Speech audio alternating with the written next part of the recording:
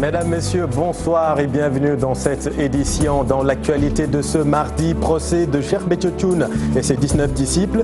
La défense plaide la relaxe pure et simple. Les robes noires ont battu en brèche tous les arguments de la partie civile et du procureur. Plus de détails dans un instant.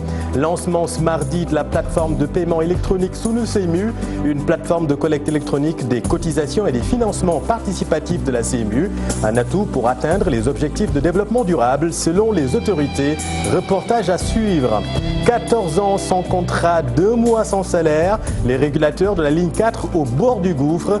Vous les verrez dans ce journal. Et puis comment prévenir les accidents de travail? La Caisse de sécurité sociale sensibilise sur les risques d'accidents dans le monde professionnel en prélude à la fête du travail demain.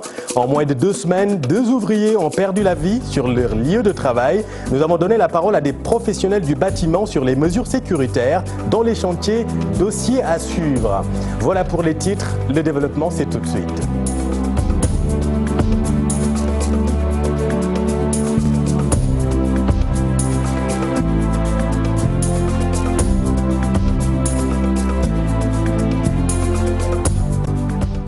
Les avocats de Cheikh Béthio Thioune et de ses co-accusés démentent tous les arguments du procureur et de la partie civile. La défense demande l'acquittement de leurs clients car il n'y a aucune preuve palpable. Abdourahmane Diallo. Toute la journée du mardi était consacrée aux avocats de la défense. Les 16 avocats ont défilé devant la barre pour mettre en cause presque toutes les accusations. De manière globale, il est apparu que les infractions qui sont poursuivies contre... n'aimons pas le mot, mais il faut le dire, les Tchantakoun n'ont pas d'assises juridiques. En fait, on a l'impression que tout a été fait à dessein. Nous en voulons pour preuve que pour les cas d'inhumation sans autorisation, où des gens ont été détenus pendant 7 ans alors que la loi elle-même fixe la durée de la détention à 2 ans. 19 accusés étaient présents au tribunal. Leur défense pense que chacun d'entre eux doit être jugé selon sa responsabilité dans cette affaire du meurtre de Barasso et Ababakar Diagne. Le droit pénal, c'est un droit individuel. Chacun est poursuivi pour son fait. Ce n'est pas une procédure collective où on peut dire, bon, vous avez fait un acte de barbarie, vous avez fait un acte de ceci ou de cela, on fait une confusion, on tord. Non.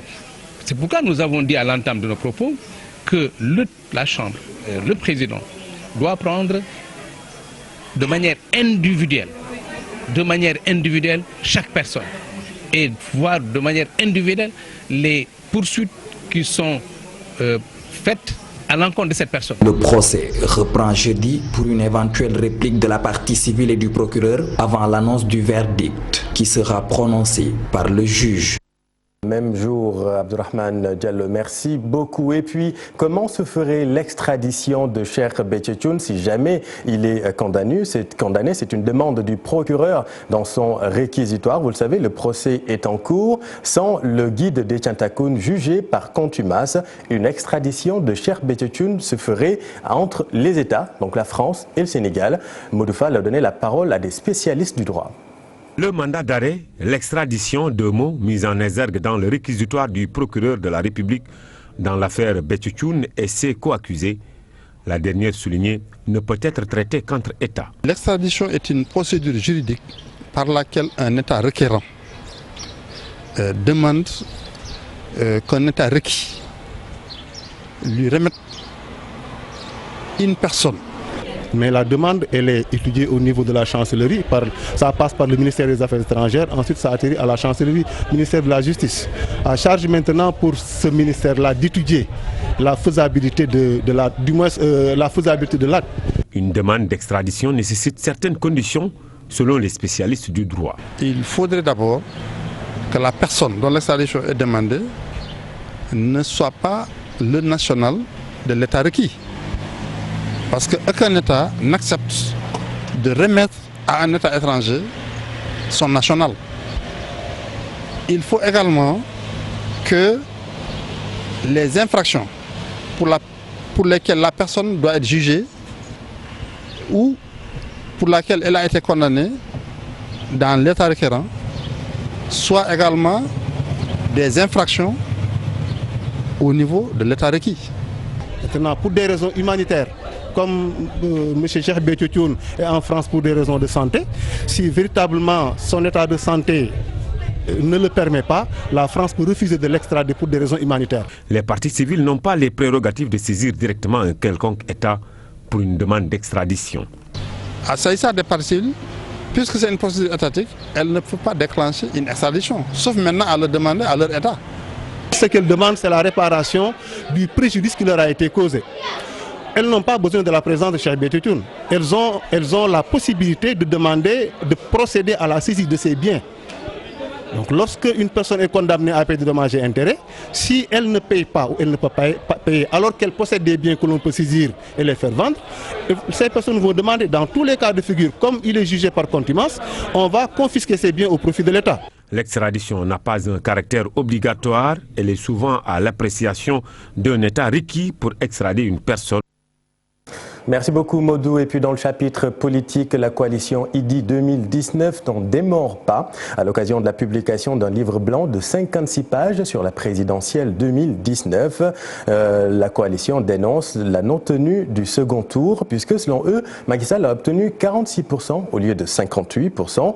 Mamadou Diop Decroix a aussi regretté le nombre incalculable, selon lui, de bureaux fictifs à l'étranger. Mais nous sommes passés de 1213 en 2016, 1213 à l'étranger, on est revenu au nombre de, à peu près 650. Autour de 650 bureaux de vote. Donc il y a là manifestement, de façon démontrée, allez dans les chiffres du référendum, vous verrez à l'étranger 1213 bureaux de vote. Allez au résultat des législatives, vous verrez 650 bureaux de vote. Allez à la présidentielle de cette année, vous verrez 700 et quelques bureaux de vote. Ce qui signifie très clairement que 600 et quelques procès-verbaux fictifs ont été élaborés pour changer le résultat. Et si on enlève ça du score, de son score qui est gonflé, et du nombre de votants total, il se serait retrouvé avec 1 555 426 voix, soit 82 000 voix de moins que ce qu'ils avaient aux législatives, ce qui correspondrait, puisque le dénominateur change, à 46% au premier tour de la présidentielle de 2019. 46%. Donc, en fait, le deuxième tour, comme nous l'avons toujours dit, était acté. La commission de l'Assemblée nationale a adopté aujourd'hui le projet de loi portant suppression du poste de Premier ministre. Il faut rappeler que c'est en vue de réformer la structure de l'État que le président de la République avait annoncé sa volonté de proposer un projet de loi à l'Assemblée nationale. Cela va permettre à l'issue des travaux avec la plénière du 4 mai de supprimer de la Constitution le poste de Premier ministre. Un minimum de consensus s'impose pour un éventuel report des élections législatives jusqu'en 2024. C'est le point de vue du GRADEC. L'idée serait agitée par le Premier ministre Mohamed Boun Abdallah Dionne. Le groupe de recherche et d'appui conseil pour la démocratie et la bonne gouvernance collectif de la société civile s'interroge sur l'utilité d'une telle suppression. Mohamed Lamine Diaye.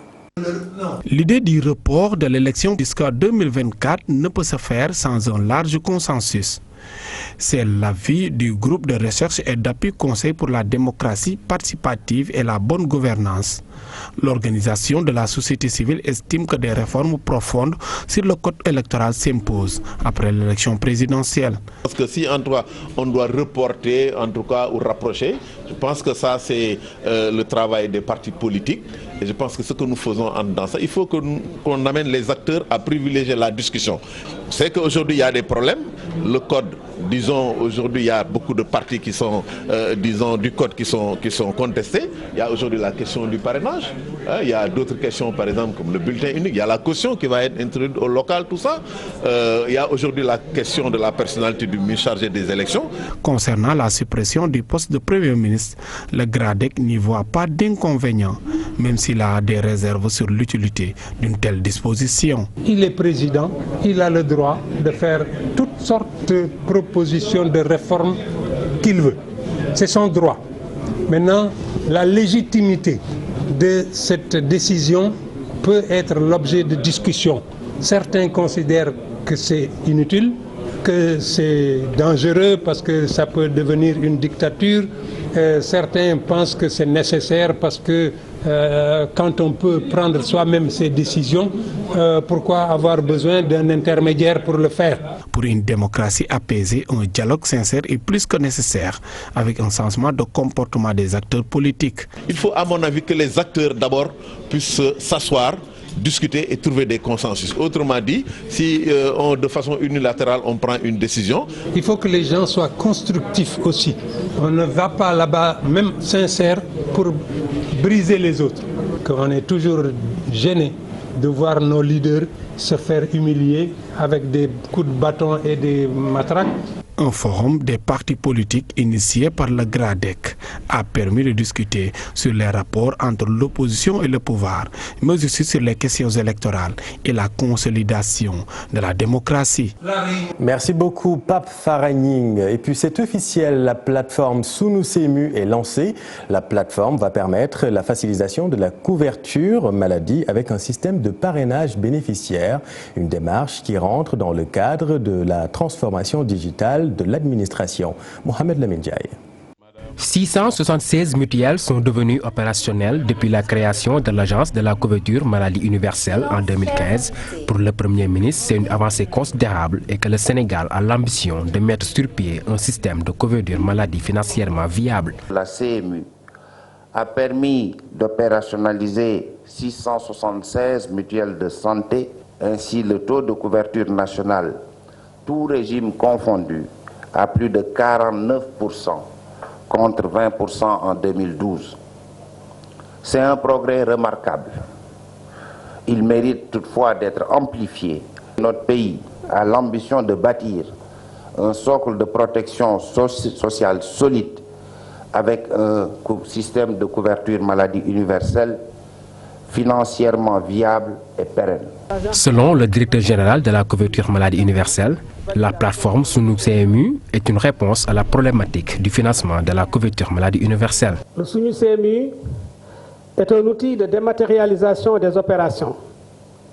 Il se veut également une réponse à la problématique du financement de la couverture maladie universelle, dans la mesure où il facilite la collecte des cotisations et favorise la mobilisation des dons. La transformation digitale de la CMU s'inscrit dans un agenda national plus large, la numérisation des moyens de paiement dans le cadre de la stratégie nationale Sénégal numérique 2025. La couverture maladie universelle après 4 ans d'existence s'ouvre à une ère de digitalisation, ce dans le but d'être plus efficace dans ses différentes missions. La direction de Souma Assistance ne digère toujours pas d'être dessaisie de la gestion des services d'urgence de l'AIBD, l'aéroport international Blaise Diagne, une décision prise par l'IMAC AIBD Souma, société chargée de la gestion de l'aéroport à travers un contrat de concession de 25 ans avec l'État du Sénégal. La pilule a du mal à passer chez Souma Assistance. Suivons les explications du docteur Babacar Niang.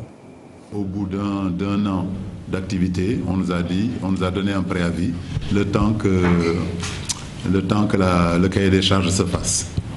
D'accord? Ce cahier des charges a été déposé en octobre par nous-mêmes, en concurrence avec d'autres collègues. Jusqu'en février, on faisait que des contrats temporaires et précaires de 2 mois.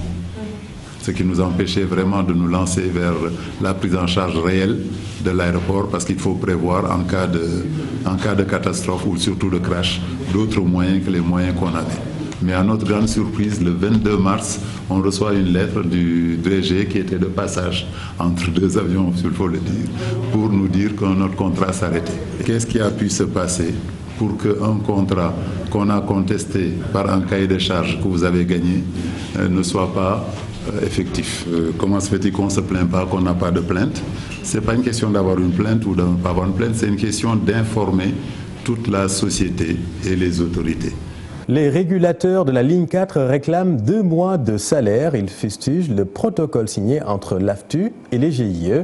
Ces régulateurs dénoncent la précarité de leur emploi. 14 ans sans contrat, c'est trop. Suivant les explications de Cheikh Oumar Seck. Au niveau de l'AFTU, comment ça fait que depuis la création de l'AFTU en 2005 jusqu'à présent, qu'il n'y a pas de contrat? Les gens sont sous-employés, ils sont sous-payés. Il n'y a aucune loi qui définit les critères de bon fonctionnement donc de ce niveau. Bon, les travailleurs ici, tels que mes camarades qui sont là, sont restés 2 mois en suspension de salaire. Ils ne cessent pas de travailler, ils travaillent. Au contraire, ils ont des armes pouvant donc ralentir le travail. Si la situation n'est pas réglée, bon, ça deviendra de plus en plus pire. Il faut donc que les autorités prennent leurs responsabilités et payent intégralement l'ensemble des salaires de ces travailleurs qui sont lésés. Vigilance dans la prévention des risques au travail. La Caisse de sécurité sociale donne ses conseils pour éviter le maximum les accidents au travail. D'ailleurs, l'État va prendre les mesures idoines dans ce sens. La 23e journée africaine de la prévention des risques professionnels s'est tenue ce matin. Nous suivons les explications de Cheikh Diop Mohamed Dieng. Le drame qui s'est produit dans cet immeuble remet au goût du jour la question de la sécurité au travail. La Caisse de sécurité sociale a saisi l'occasion de la journée africaine dédiée à la prévention des risques professionnels pour revenir sur ce casse-tête. Naturellement, au niveau du Sénégal, on n'est pas à l'abri, il faut le dire. On est dans un environnement accidentogène qui est issu d'abord du fait de l'homme, des faits de l'homme, mais également de la non-maîtrise de l'environnement de production, alors sans compter un certain nombre de risques exogènes. Le problème, c'est qu'on doit arriver à 0 accident du travail. C'est un objectif qui doit être poursuivi, qui doit être en tout cas recherché. Pour mieux faire face à la question de la prévention, la sensibilisation s'impose. Conscientiser sur le coût, n'est-ce pas, des risques issus des accidents du travail. Parce que tout le monde sait que la prévention est certainement un facteur d'atténuation des risques encourus, mais la prévention doit aussi être une culture qui s'intègre dans la vie des entreprises, de la mise en place d'une culture de prévention durable au niveau des entreprises. L'État du Sénégal compte prendre des mesures idoines. Nous avons à faire un saut qualitatif pour que le lieu de travail soit un lieu de vie et d'épanouissement et non un lieu de souffrance et de mort, parce que ce n'est pas ça la finalité du travail. Il va de soi que le gouvernement, pour sa part, va essayer de renforcer les mesures en fait, de contrôle pour veiller à ce que tout ce qui doit exister existe. La 23e journée africaine de la prévention des risques professionnels, une occasion pour échanger sur la santé et la sécurité au travail. Le thème choisi cette année, construire les bases d'une prévention durable en milieu de travail en Afrique, un défi pour tous. Merci cher. Et puis justement, revenons sur les nombreux accidents dans les chantiers. Souvenez-vous, nous vous parlions la semaine dernière de l'effondrement d'un bâtiment à Pikine. Un homme y a laissé sa vie. Hier, aux Almadies, un carreleur a chuté du 5e étage d'un chantier. Alors, quelles sont les normes sécuritaires à respecter dans les chantiers? Qu'en pensent les ouvriers eux-mêmes? Nous avons donné la parole à des professionnels du bâtiment, Habib Faye, Mardieng. La sécurité des bâtiments, on en parle. Beaucoup de maisons menacent ruine à Dakar. Des pertes de vie notées récemment, les causes sont multiples. Les patrons ou les chefs de chantier refusent d'acheter le matériel pour assurer notre sécurité. Quand un ouvrier travaille sur une hauteur qui dépasse 1,80 m, il doit mettre une ceinture de sécurité. Si vous le mettez, il faut aussi créer là où la mettre pour vous éviter l'accident. Il y a de l'ignorance parce que dans les chantiers, certains chantiers d'envergure, on devrait avoir des plans de sécurité. Donc, généralement, les accidents ou bien les désordres sont dus au non-respect des règles, des dispositions de la code de la construction. Parfois, la négligence ou l'ignorance emportent les propriétaires, mais dans chaque chantier doit y avoir un superviseur. Sur ce, une loi est notée au Sénégal pour assurer la sécurité des travailleurs. Ceinture de sécurité, masque, lunettes. On doit avoir l'ensemble des acteurs, que ce soit le maître de l'ouvrage, l'architecte, le bureau de contrôle, les bureaux d'études et des entreprises qui ont le bagage nécessaire en tout cas pour réaliser le projet. Ce qui m'intéresse, c'est la sécurité de l'ouvrier, qu'il puisse travailler sans aucun problème. Je prends des mesures pour les surveiller. Je fais le tour du chantier. Je tiens beaucoup au garde-corps. C'est pour protéger le personnel. Le Sénégal a édicté des lois, des règlements et toutes les normes requises pour assurer la sécurité des biens et des personnes. Donc ça commence depuis la conception architecturale. Les projets faits par les architectes essayent de maximiser les règles, en matière de sécurité, de respecter les règles. Les acteurs interpellent le gouvernement et les chefs de chantier à prendre des mesures. Un personnel qui soit formé aussi à réagir en cas de danger.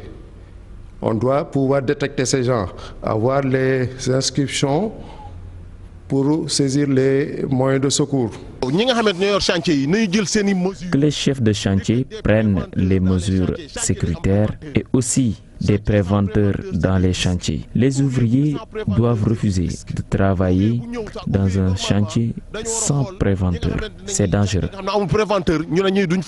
Sensibiliser les riverains ou s'il y a un manquement qu'ils constatent, qu'ils puissent dénoncer ça tout de suite. Et à partir de ce moment, à mon avis, on pourra quand même essayer de prévenir les aléas.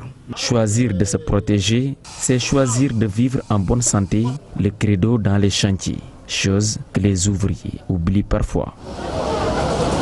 Merci Habib. Appuyé à propos de la fête du travail, la direction du groupe Futur Média a rendu hommage à ces travailleurs. Un moment pour évaluer les travaux du groupe de presse pour enfin trouver des solutions aux points revendicatifs soumis par le syndicat des travailleurs. Mohamed Samb, Ababakar Kamara.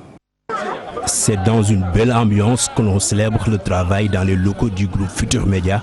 Objectif, honorer les travailleurs du groupe de presse et les mettre dans de bonnes conditions de travail. Le directeur général d'afficher son satisfait. S'il est bon de célébrer le travail et le travailleur, il est tout aussi souhaitable de faire la radioscopie de notre groupe en particulier et de tout le secteur de la presse en général, afin de nous mesurer, de situer la concurrence et de nous donner les orientations nécessaires pour garder le cap et consolider notre statut de leader au sein duquel le travailleur est et sera toujours mieux traité qu'ailleurs. Le syndicat des travailleurs du groupe de presse ambitionne de soumettre dans les jours à venir une plateforme revendicative à la direction, mais se félicite tout de même des avancées qu'a connues le groupe Futur Média. On a fait savoir au directeur général, M. Birandou, que nous avons fini de préparer une liste de plateformes revendicatives et on lui soumettra cette liste assez bientôt. Il y a eu beaucoup d'avancées parce que les principales revendications tournaient autour de l'équipement en logistique, d'augmentation de salaire et puis de recrutement des agents qui étaient là en situation précaire. Et puis je crois que 90% de ces revendications ont été satisfaites. Mais comme nous sommes dans une entreprise, il y a toujours des revendications. On va revenir cette année encore avec d'autres revendications. Le directeur général de GFM se dit bien conscient des efforts à entreprendre à l'avenir. Il s'engage à mettre ses collaborateurs dans de bonnes conditions. Ce d'autant que nous œuvrons dans un contexte concurrentiel, de plus en plus sauvage, au moment où les investissements publicitaires sur tous les supports, et particulièrement celui de l'audiovisuel, ont enregistré une baisse notable. À cet effet, des efforts ont été faits. Des investissements se poursuivront pour une déclinaison digitale plus affirmée, soutenue et partagée en vue de permettre à GFM de gagner sa place dans l'information, la communication et l'économie numérique. C'est dire que nous devons travailler encore plus, produire avec une meilleure qualité, nous inspirer avec force du leadership pour conserver notre place et distancer nos concurrents sur tous les terrains. La fête du travail célébrée à travers le monde, la direction du groupe Futur Média a saisi l'occasion pour appeler ses travailleurs à l'unification et à l'esprit d'équipe. Voilà, et bonne fête à tous.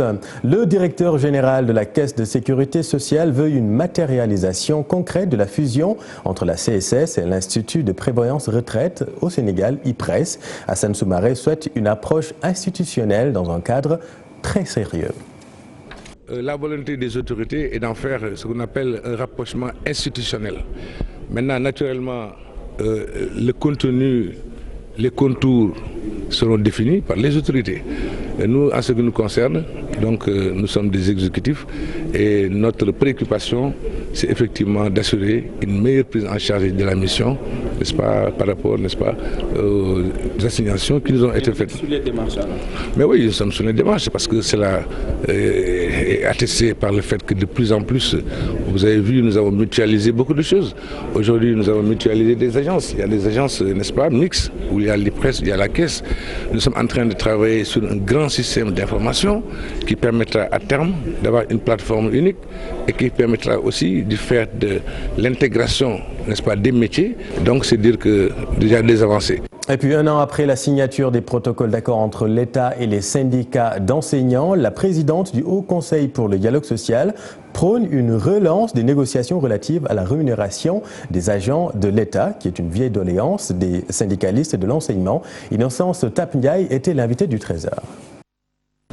Aujourd'hui, bien sûr, après les élections, la mise en place du gouvernement, c'est normal que les syndicats se fassent l'évaluation et reprennent justement le dossier là où ils l'avaient laissé. Et nous aussi, nous avons la même préoccupation aussi pour que les syndicats. Le gouvernement aussi, je n'en doute point. Donc ce qu'il y a lieu de faire aujourd'hui, c'est de reprendre le dossier et de voir, et surtout d'aborder de front cette question sur la rémunération des agents de la fonction publique. Parce que c'était le point le plus, si vous voulez, le plus difficile à régler à l'époque.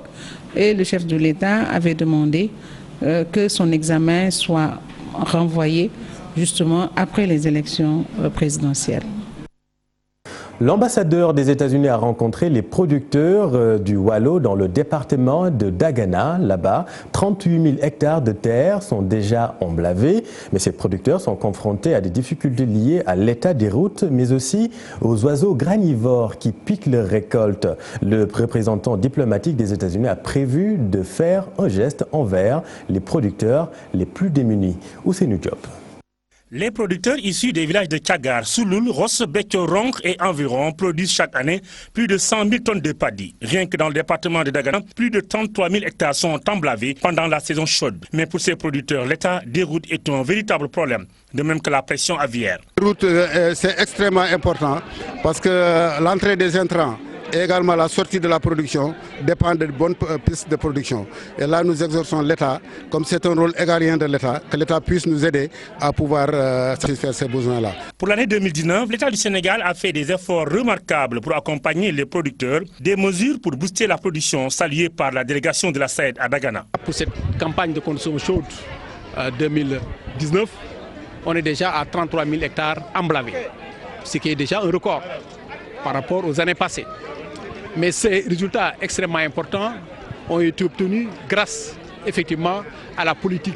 Lors de cette cérémonie destinée à accompagner les producteurs du Waalo, l'ambassadeur des États-Unis au Sénégal, Tuli Nabo Mushingi, a révélé que les États-Unis vont accompagner les paysans. Ils auront accès à des financements non seulement pour se procurer des équipements agricoles, des semences et des engrais de meilleure qualité, mais également pour bénéficier de programmes de formation pertinents. L'USAID et ses partenaires ont mobilisé 250 000 $ pour accompagner les petits producteurs du Waalo afin que d'ici quelques années, le Sénégal puisse atteindre l'autosuffisance en riz.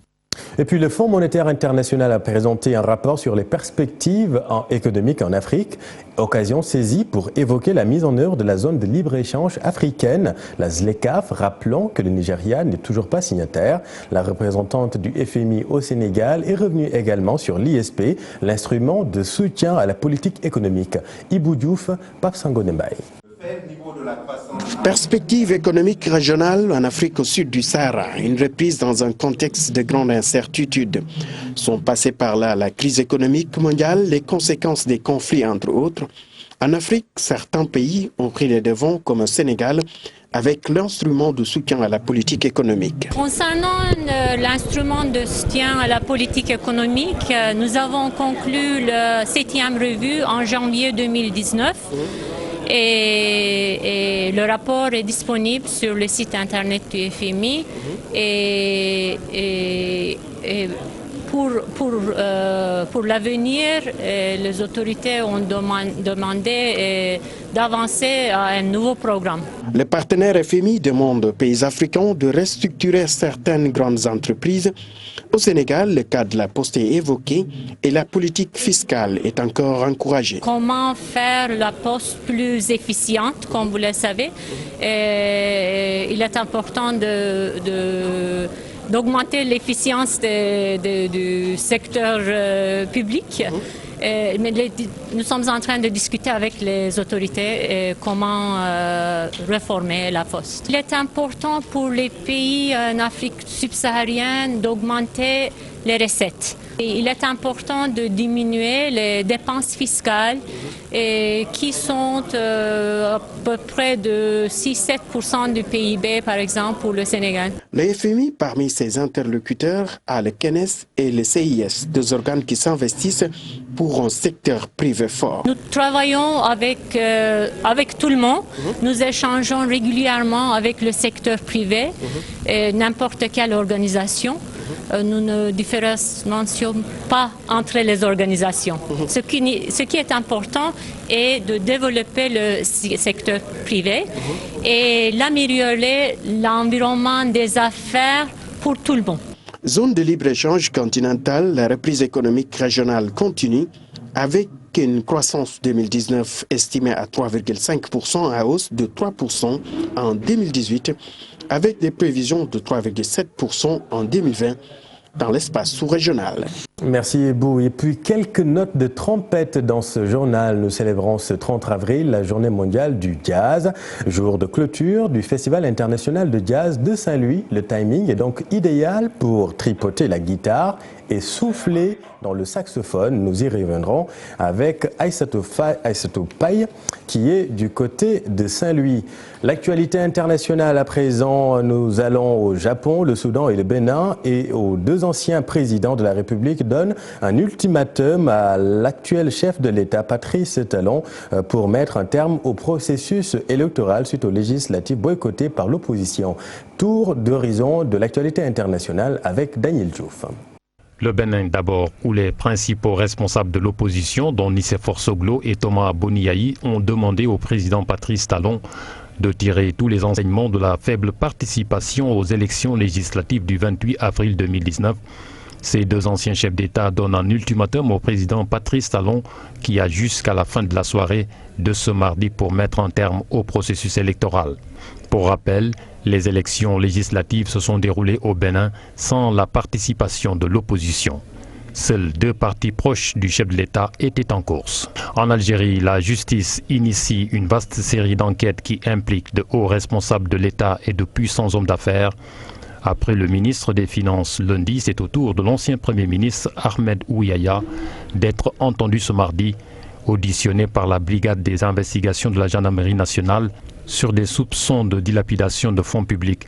La justice a également annoncé qu'elle allait de nouveau enquêter sur l'ex-ministre de l'Énergie, Shakib Kelly. Au Soudan, les militaires ont annoncé ce mardi que leur chef Abdel Fattah al-Burhan dirigerait le futur conseil conjoint avec les civils. Une décision qui pourrait crisper les meneurs de la contestation pour qui le pouvoir doit être remis aux civils. Le mouvement de contestation dans la foulée a appelé à une marche d'1 million de manifestants prévue ce jeudi pour réclamer une nouvelle fois l'instauration d'un pouvoir civil.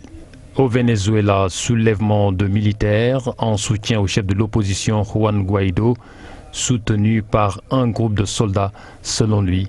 Un soulèvement parti d'une base militaire de Caracas. Un soldat vénézuélien fidèle au président Nicolás Maduro a été blessé par balle. Le gouvernement dénonce une tentative de coup d'État. Pour rappel, Juan Guaido, l'homme à la tête de ce soulèvement, avait été évincé de son poste de président du Parlement fin mars dernier. Enfin, au Japon, ce 30 avril 2019, un jour de changement. L'empereur Akihito, 85 ans, laisse la place à son fils Narihito, mettant fin à un règne de 30 ans au cours duquel il a rompu à plusieurs reprises avec les traditions séculaires du Japon. Il est le premier empereur du Japon intronisé sans caractère divin.